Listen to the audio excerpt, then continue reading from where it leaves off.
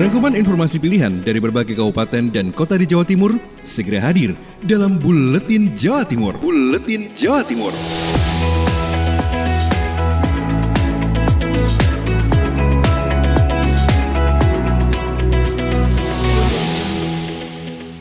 Hai, salam jumpa sahabat. Ketemu lagi bareng saya Ocha Kalista di Buletin Jatim edisi hari ini.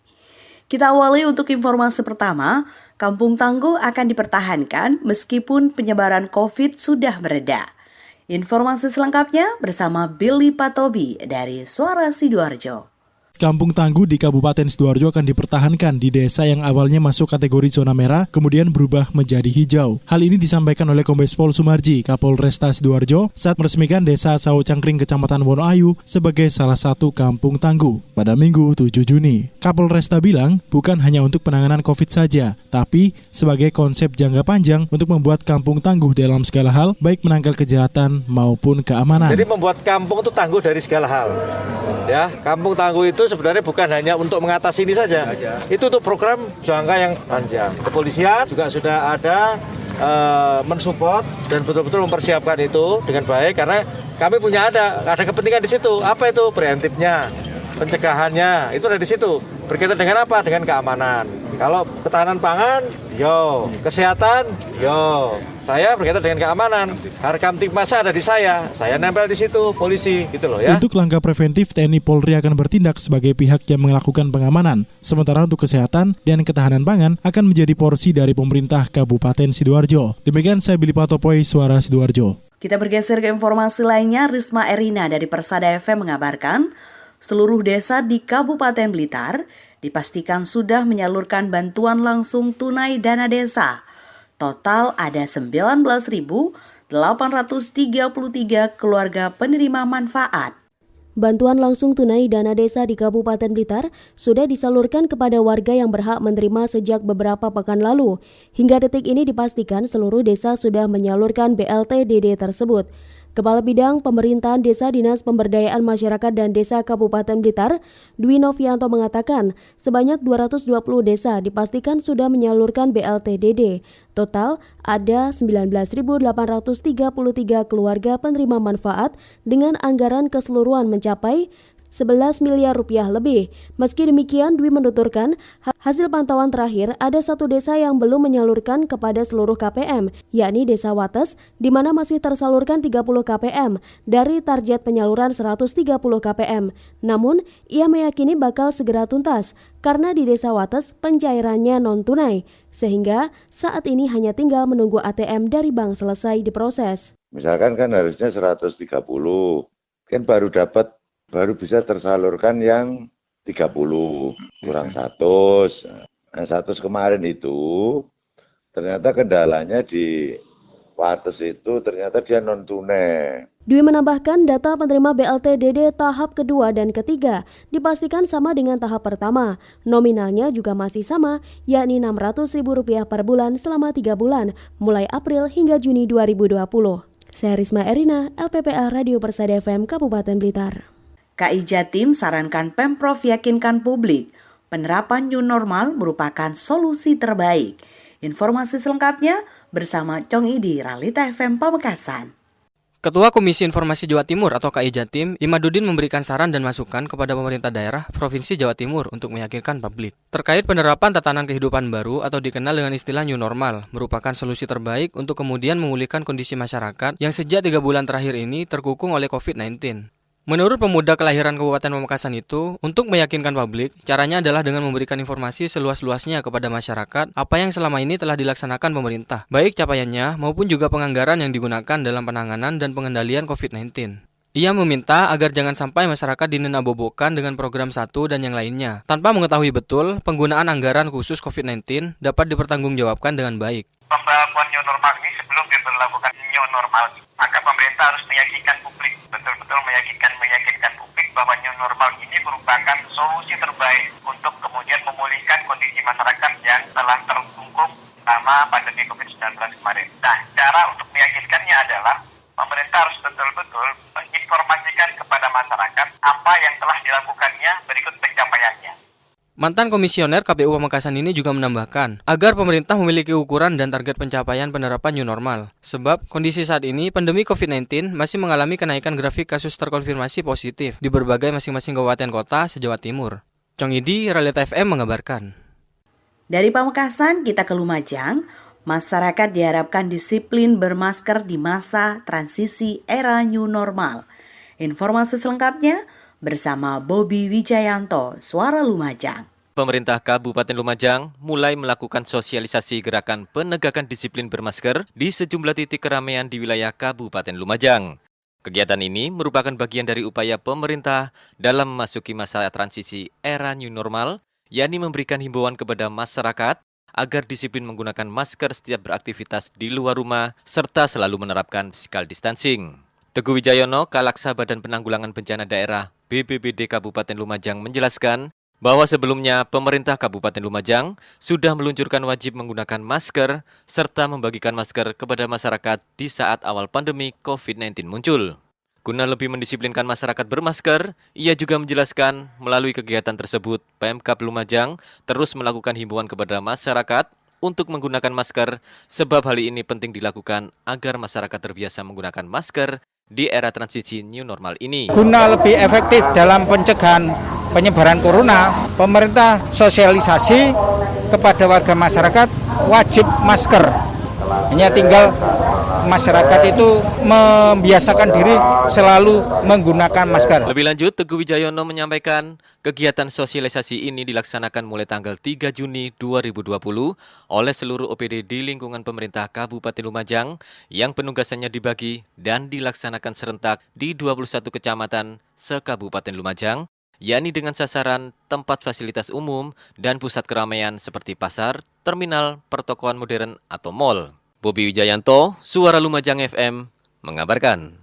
Dari Lumajang kita ke Ngawi. Di sana ada Henti Ludiana dari Suara Ngawi mengabarkan launching Kampung Tangguh di Kabupaten Ngawi. Launching Kampung Tangguh diresmikan oleh Budi Sulistiono Kanang Bupati Ngawi di Desa Ndawu, Kecamatan Baron, Kabupaten Ngawi, Sabtu 6 Juni kemarin. Ketersediaan ketahanan pangan yang paling siap menjadi alasan Desa Ndawu dipilih menjadi desa percontohan Kampung Tangguh di Kabupaten Ngawi. Ini seperti yang dikatakan Budi Sulistiono Kanang Bupati Ngawi. Inti dari Kampung Tangguh ini adalah tentang ketahanan pangan atau lumbung pangan, ya.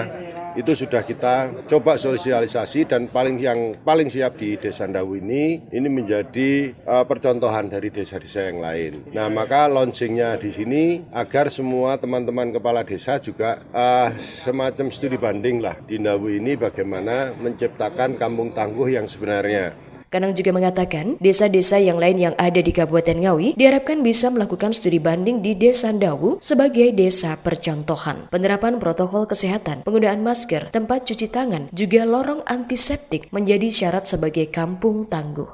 Henti Ludiana, LPPL Radio Suara Ngawi.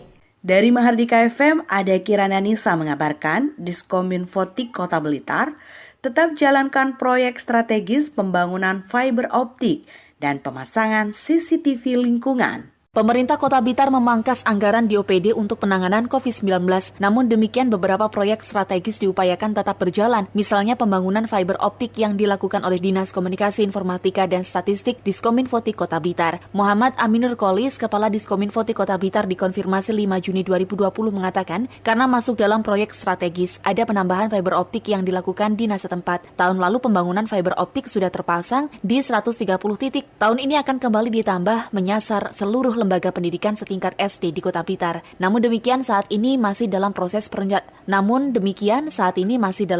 perencanaan. Jika sudah tuntas, selanjutnya akan dilelang di bagian layanan pengadaan BLP Setda Kota Blitar. Menurut Aminur Qolis, pembangunan fiber optik ini penting untuk mengurangi beban internet, pengamanan data, dan proses pengiriman data antar OPD lebih cepat. Aminur Qolis menyebut, selain fiber optik, proyek strategis lain yang tengah direncanakan dinas setempat adalah pemasangan CCTV lingkungan. Dari target 1.500 CCTV, 300 diantaranya sudah terpasang tahun 2019.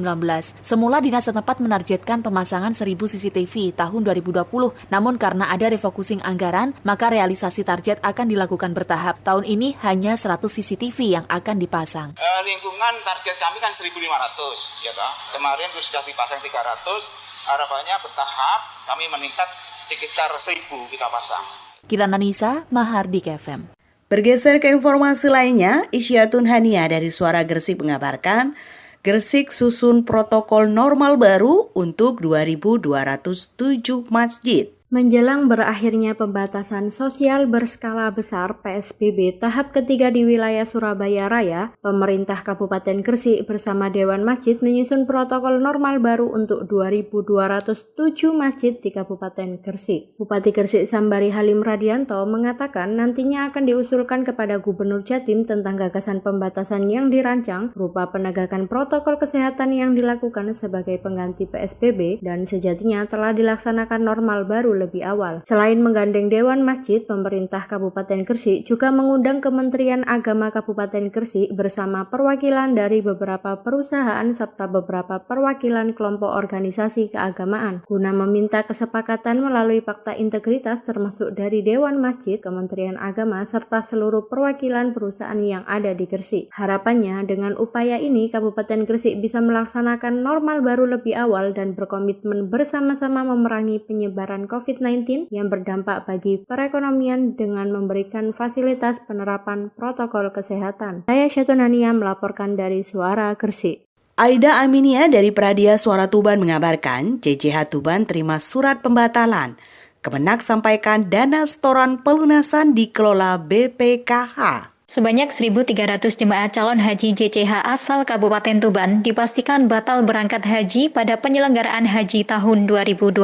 Kantor Kementerian Agama Kemenak Kabupaten Tuban selaku leading sektor yang menangani telah memastikan batalnya keberangkatan para JCH tersebut. Kepala Kantor Kemenak Tuban M. Sahid menegaskan, pembatalan keberangkatan JCH tersebut sesuai surat resmi dari Kementerian Agama KMA nomor 494 tahun 2020 karena adanya pandemi COVID-19 yang hingga saat ini belum selesai. Sahid mengatakan Kemenak Tuban telah mengirimkan surat pembatalan ibadah haji kepada seluruh JCH. Surat pembatalan kepada semua JCH telah disampaikan melalui KUA se-Kabupaten Tuban. Terkait dana setoran pelunasan JCH, Sahid mengutip pernyataan Dirjen Penyelenggaraan Haji dan Umroh dalam siaran persnya pada Rabu 3 Juni 2020 yang menjelaskan dana setoran pelunasan JCH 1441 Hijriah akan dikelola oleh Badan Pengelola Keuangan Haji BPKH. Namun Sahid menjelaskan jika setoran pelunasan biaya perjalanan ibadah haji BPIH tahun ini akan dikelola secara terpisah oleh BPKH dan nilai manfaatnya akan diberikan oleh BPKH kepada JCH paling lambat 30 hari sebelum pemberangkatan kloter pertama penyelenggaraan haji 1442 Hijriah atau 2021 Masehi. Aida Aminia, Pradia Suara Tuban untuk Buletin Jawa Timur. Mega Kristi RGR FM Tulungagung mengabarkan Harlah Pancasila di tengah pandemi. Forpimda dan seluruh kepala OPD Kabupaten Tulungagung melaksanakan upacara peringatan memperingati Hari Kelahiran Pancasila yang dilaksanakan di Pendopo Kongasarum Kusmaning Bongso. Seperti juga kegiatan yang dilaksanakan saat pandemi COVID-19, upacara Hari Lahir Pancasila kali ini dilaksanakan secara telekonferensi dengan mengedepankan protokol kesehatan. Telekonferensi bersama Presiden Republik Indonesia, Wakil Presiden RI, Ketua DPR RI, Ketua MPR RI, dan sejumlah pejabat negara RI. Tema dari peringatan Harlah Pancasila kali ini adalah Pancasila dalam tindakan melalui gotong royong menuju Indonesia maju. Kegiatan upacara yang dilaksanakan di Istana Kepresidenan Bogor, Jawa Barat diawali dengan menyanyikan lagu kebangsaan Indonesia Raya, dilanjutkan dengan pembacaan teks Pancasila yang dibacakan oleh Ketua MPR RI Bambang Susatyo, kemudian pembacaan pembukaan Undang-Undang Dasar 45 oleh Ketua DPR RI Puan Maharani dan amanat Presiden Joko Widodo. Saya Mega Kristi, 90,1 RGR FM Tulungagung. Demikian Buletin Jatim edisi hari ini bersama saya Ocha Kalista. Terima kasih dan sampai jumpa. Rangkuman informasi pilihan dari berbagai kabupaten dan kota di Jawa Timur baru saja sahabat dengarkan dalam Buletin Jawa Timur. Buletin Jawa Timur. Buletin Jawa Timur bisa sahabat dengarkan Senin sampai Jumat jam 8 pagi dan 4 sore. Disiarkan serentak di Lembaga Penyiaran Publik Lokal Suara Sidoarjo, Persada Kabupaten Blitar, Mahardika Kota Blitar, Ralita Pamekasan, Suara Sampang, Suara Kota Probolinggo, Suara Lumajang, Suara Pasuruan, Blambangan Banyuwangi, Wika Mojokerto, Suara Gresik, Pradia, Suara Tuban, Malawapati Bojonegoro, Ersal Nganjuk, Suara Madiun, Suara Ngawi, Suara Pacitan, Praja Angkasa Trenggalek, dan RGR Tulungagung. Persembahan dari Asosiasi Lembaga Penyiaran Publik Lokal Jawa Timur.